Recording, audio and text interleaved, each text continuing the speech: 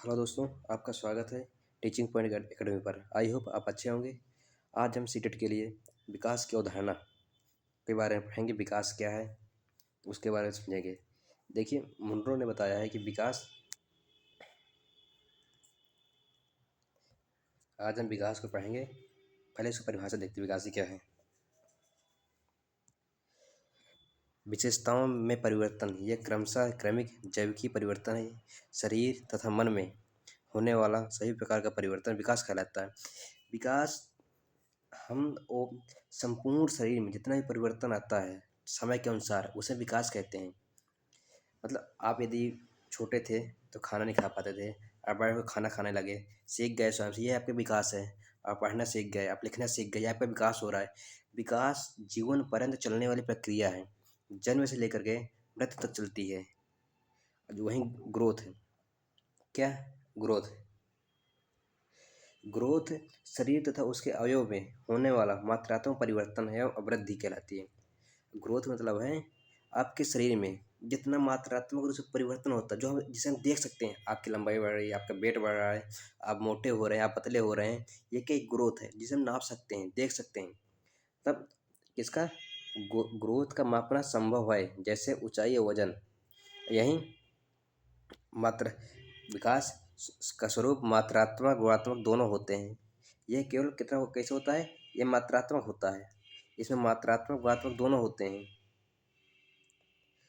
और उदाहरण के लिए विकास, अभिवृद्धि, ग्रोथ, अभिवृद्धि वह स्वरूप वह होता है जिसे प्रत्यक्ष रूप से हम देख सकते हैं। जैसे कोई व्यक्ति लंबा है, कोई व्यक्ति छोटा है, इसे हम देख सकते हैं। ग्रोथ को हम देख सकते हैं, विकास को हम देख नहीं सकते।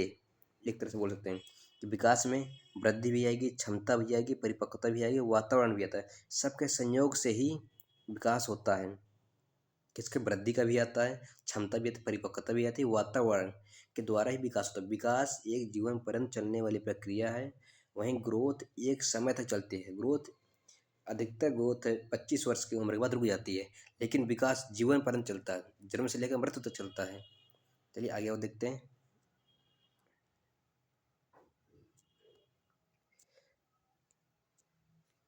ये रुकिए, ये आपके आपके इसमें नहीं है, ज़्यादा है। अब मनोगत्यात्मक विकास, साइकोमोटर डेवलपमेंट है। मनोगत्यात्मक का अर्थ है मांसपेशियों पर नियंत्रण। विकास का क्रम, सीक्वेंस ऑफ द डेवलपमेंट है। नंबर 1 पर क्या है? स्थूल गति कौशल, ग्रोस मोटर। बच्चे बच्चा पहले बड़ी मांसपेशियों पर नियंत्रण करना सीखता है। उदाहरण के लिए जांघें, भुजाएं, चलना, दौड़ना।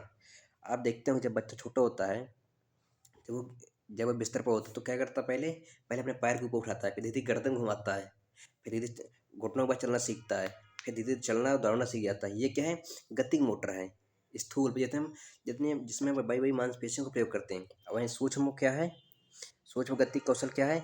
जैसे हम छोटी छोटी चीज़ों का उपयोग करके हम लिखते हैं। हमें लिखना हुआ, उंगलियों से पेंटिंग करनी हो गई, शर्ट पर बटन लगाना हो गया। ये सब जितने भी हम छोटे छोटे हाथों का कलाइयों को मांसपेशियों का उपयोग करते हैं, उसमें कहते हैं सूक्ष्म गति कौशल में आते हैं।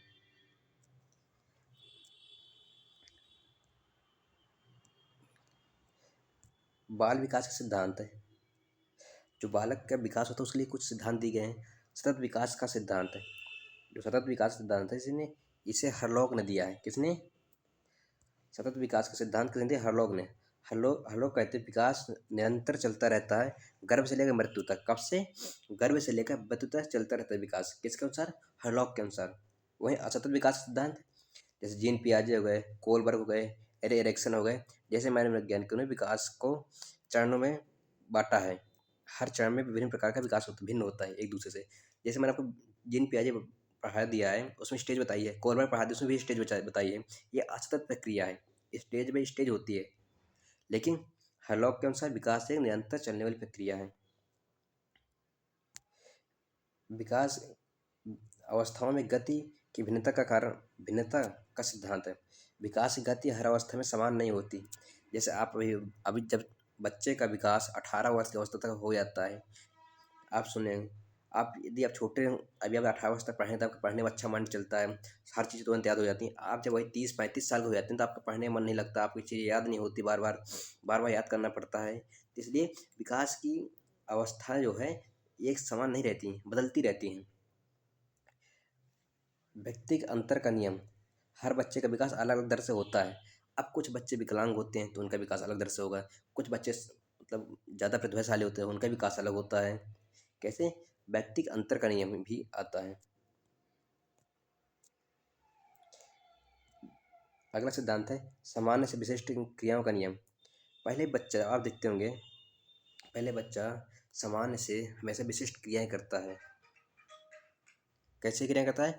सामान्य से विशिष्ट क्रियाएं बच्चा करता है, सामान्य से विशिष्ट होता है।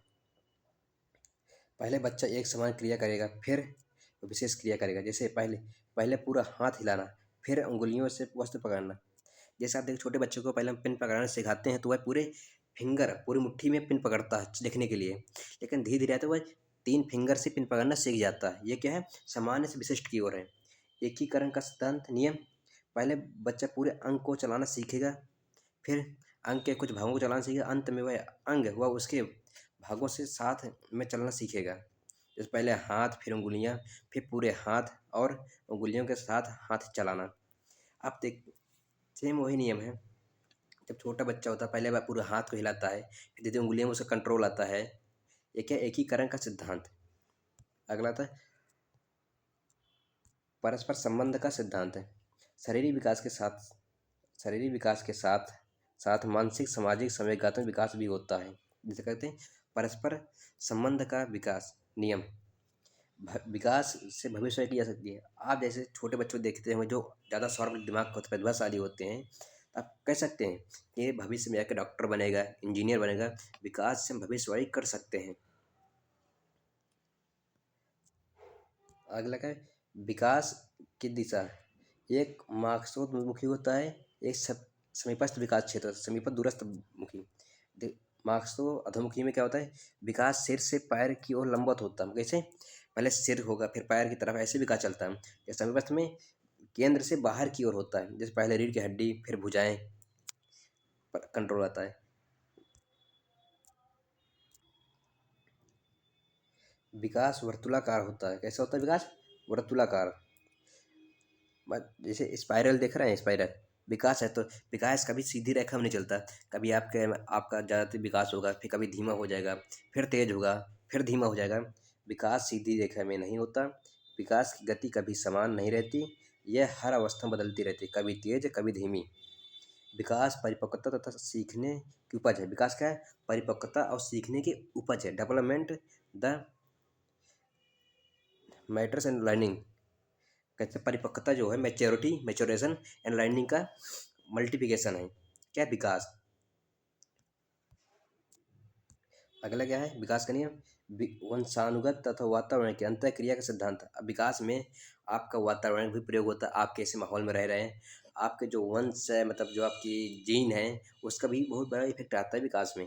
विकास, बालक के विकास में वंशानुगत गुण तथा वातावरणीय गुणों का दोनों का अंतर क्रिया है। मतलब आपके विकास में आपके वातावरण का भी प्रयोग होता है, आपके वंश का भी प्रयोग, जीन जो जेनेटिक होता है कि वह बच्चे जेनेटिक में क्या सकते हैं। बहुत सारे बच्चों के माता पिता पहले से ही किसी जॉब पर नौकरी कर रहे हैं तो उनका माइंड शार्प होता है क्योंकि जेनेटिक है। जैसे होता है डॉक्टर के लड़के के डॉक्टर के लड़के को डॉक्टर बनने का चांस होता है, इस तरह टीचर के बच्चे को टीचर बनने का चांस होता है।